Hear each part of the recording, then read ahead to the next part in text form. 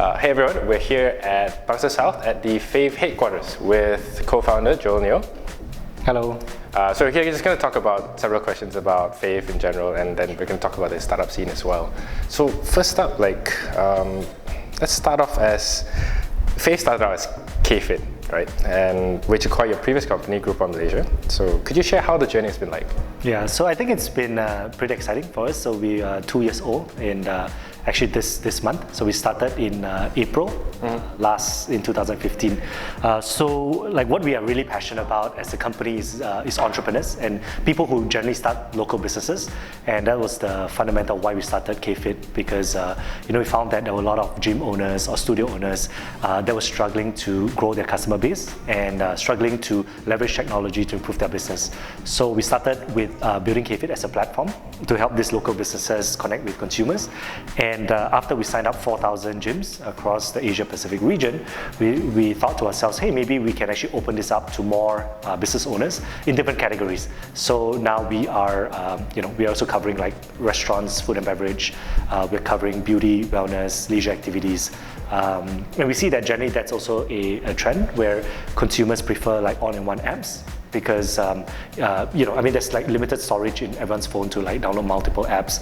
So building on top of the KFit base, we found there was a good opportunity for us to build an all-in-one app. Right. So I guess that leads to the question: what is Fave today? Yeah, so I'd say like Fave is it's more of an all-in-one lifestyle app that you can find like different types of offerings, whether is it restaurants to spas, fitness centers, leisure activities, all in one app. So if you pre-purchase and you buy it online, you get deals and discounts. When you visit some of the favorite places that you want to go. With that in mind, could you share some insights about the shopping behavior of the average Malaysian and how Fave fits into this picture? Yeah, so I think firstly is across Southeast Asia and Malaysia, there's a huge mobile boom, right? People have often more than one phone, right? So mobile penetration in a lot of Southeast Asian countries are more than 100%. So we see that there's a very big opportunity for us to be a platform that can help these local businesses connect to consumers. So 5 years ago, like most people were mostly on desktop, so there was a very different user experience. But today, I think that mobile penetration and mobile adoption is one of the biggest opportunities for Fave. So secondly is that a lot of consumers today, before they buy anything or before they visit a restaurant or a gym or a spa, they generally conduct their research online. So I think there was a report that was published recently that 80% of people would actually research online before purchasing something. And in fact, 30% of them would actually buy it online before going to an offline location to redeem something. Yeah. Right. And is this how you intend to keep Fave to evolve, to keep up with the evolving shopping behavior and the lifestyle trends of Malaysians? Yeah, I think one of the things that I find is a pressing problem actually for local businesses is that the retail scene of buying products is dying. Right? So if you look at like shopping malls, like 10 years ago, there were a lot of shops that sells products. Right? In fact, predominantly the user behavior or shopping patterns, our parents, is to go buy a TV or you go to a shopping mall to buy a mobile phone. But today a lot of that is driven by online purchases and online delivery and deliveries. So what will happen to shopping malls? Right? What will happen to neighborhood areas of retail? So I believe that a big part of it would shift towards experiences and services, because I don't see in the next 10, 20 years that people will stop going out to eat. I think going out to eat, spending time with friends, family, getting a spa, relax, massage, doing something fun together with the kids, that's going to exist and continue to exist. In fact, that's going to grow, right? Because if you look at today, a lot of shopping malls are predominantly services, right? In fact, there are malls that are 70-80% only restaurants, right? That's upcoming. So we see that's the opportunity for Fave as well, to create that online platform for these offline experiences and offline services.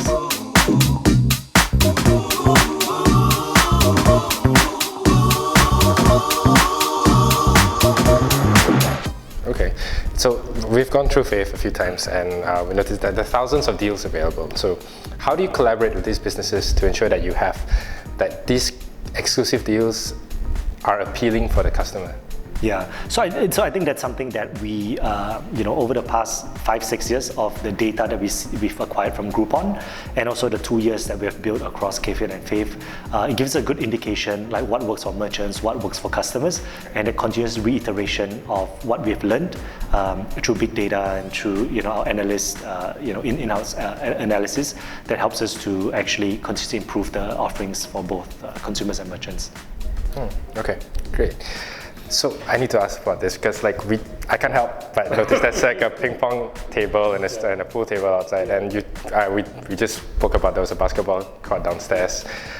How's the work culture like here?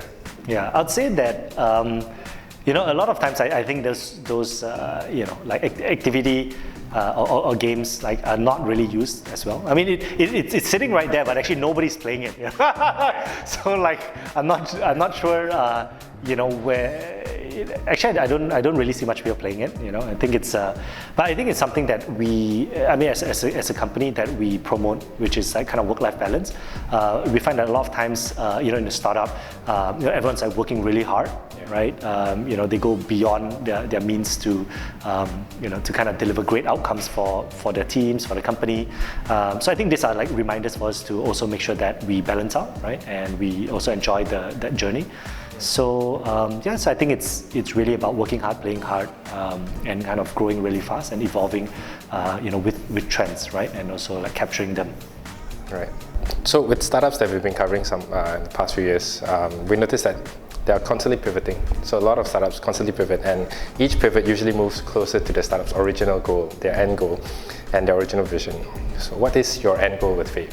Yeah, so the reason why I started even Groups More or Groupon Malaysia back then, and KFit and Fave, was based around helping local businesses to succeed.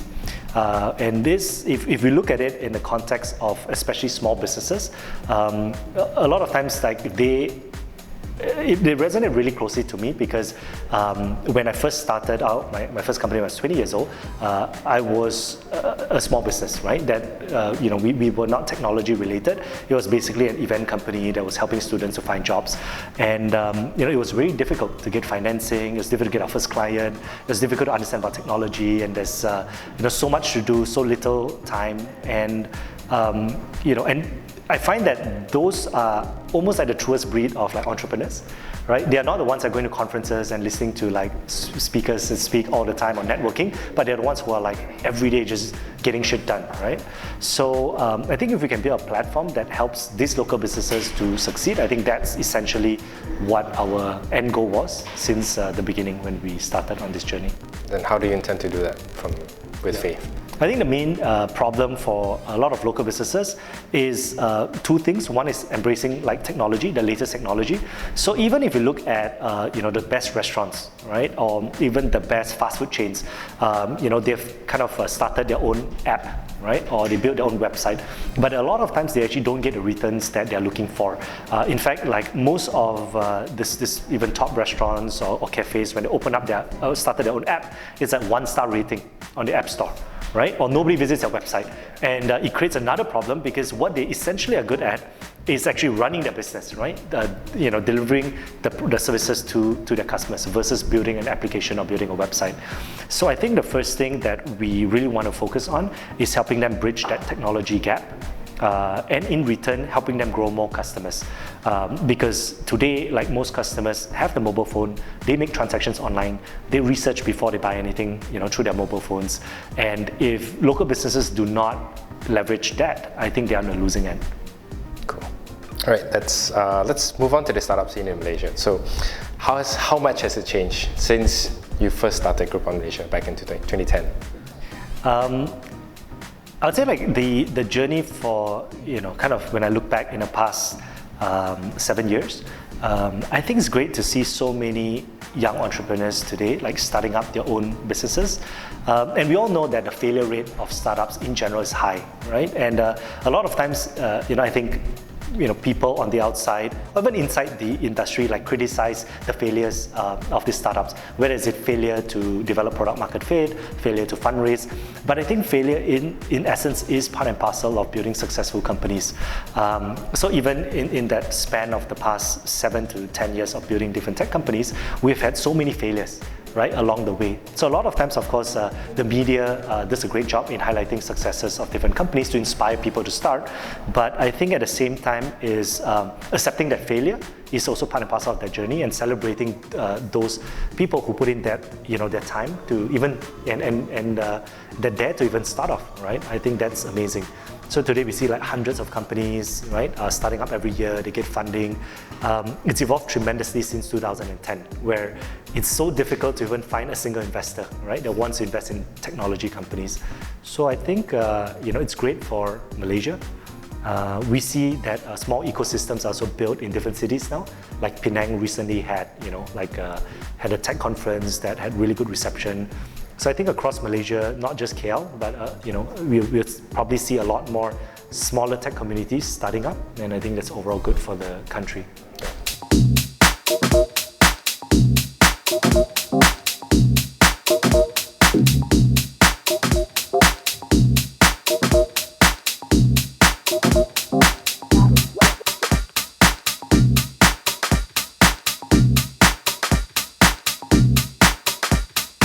Why do you think this is happening? Why do you think the startup scene in Malaysia is thriving? For example, you mentioned that there are several ecosystems like this. I know that Singapore is also doing something similar. Like, why do you think this is? Is it like the fact that there are more funders available, there's more funding around, or there are government initiatives? Why do you think that is for yourself? I would say a couple of reasons. I think firstly is that Malaysian entrepreneurs in general are pretty resilient and very flexible, and they adapt very well in different markets. So because we kind of grow up in a multiracial society with a good fragmentation of different economic, socio-economic levels. So we find that a lot of times, even myself, I look at different Malaysian entrepreneurs, they can actually adapt to different countries. They can understand like, how do you take a product into Singapore, to Philippines, to Indonesia, because they've seen that spectrum of the different socio-economic levels. And also, in general, the Malaysian entrepreneurs are actually pretty entrepreneurial, right, and very adaptable, right? So I think that's one part. The second part is that there has been a few successful exits from Malaysian startups, and if you look at ecosystems, whether it's in the Silicon Valley, they are all built from the basis of successful companies, right? So, for example, when PayPal was eventually exited, from that leadership team that started PayPal, it spinned off so many different companies from then because of access to capital, right, after an exit, and also the talent that has been part of their journey, learning how to build a tech company. So the more exits we get in Malaysia, it will then equal to more startups and more funding going into startups.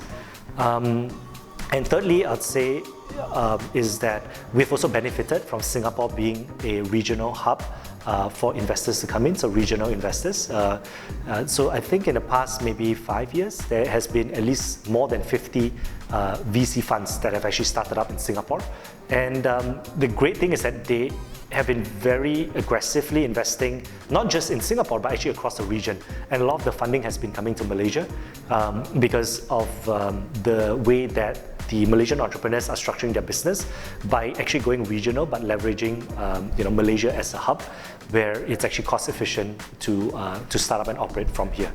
So I think a lot of factors. So a few things. So if I recap, is good exits over the past 5 to 10 years. Secondly, funding from a hub in Singapore that's actually supporting a lot of the growth. And thirdly, I think the resilience of entrepreneurs from Malaysia, right, and adaptability. Right. I think that leads me to my final question. As a veteran of the startup scene, what do you think is? Thank you. What do you think are the most important factors or things to consider for someone who's actually starting a startup, building a startup? It's a good question. Let me think about it.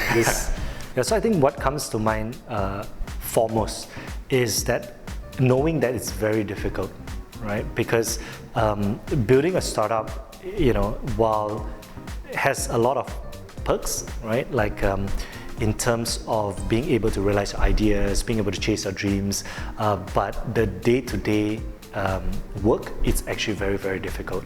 And in fact, when I was going through that, for the past 10 years, there have been so many failures, so many points that you feel like giving up. There were times where, we almost run out of money, right? Like 1 week before we ran out of money, we managed to fundraise, and it's hard, right? So I think that if anyone was to start or think about starting a startup, they first have to accept that it's going to be really, really difficult. And then from that point, making sure that they're passionate about what they're doing, and making sure that they get the right people, surround themselves with the right people, right co-founders, right leadership team, the right investors, because all those things would make things a bit easier, right, in that very difficult journey. So, for example, like even the exits that we have benefited from, it's not something that came overnight, right? It's through like sometimes 10 years of work, 5 years of hard work, like every single day, weekends, right, at night. So there's sacrifices as well. I think that people, they may need to make, especially when it comes to personal relationships, family, friends. So so only if if you're really up for it. And that's why I think like building startups, it's great to start as early as possible, right? Because that's the point when there's not much commitment, because it gets increasingly difficult, right? When there's more commitment over time. Cool. I'd love to spend more time talking about this, but we're running short of time. Thanks so much, Joel, for showing us around the office and answering the questions earlier. All right. Thanks.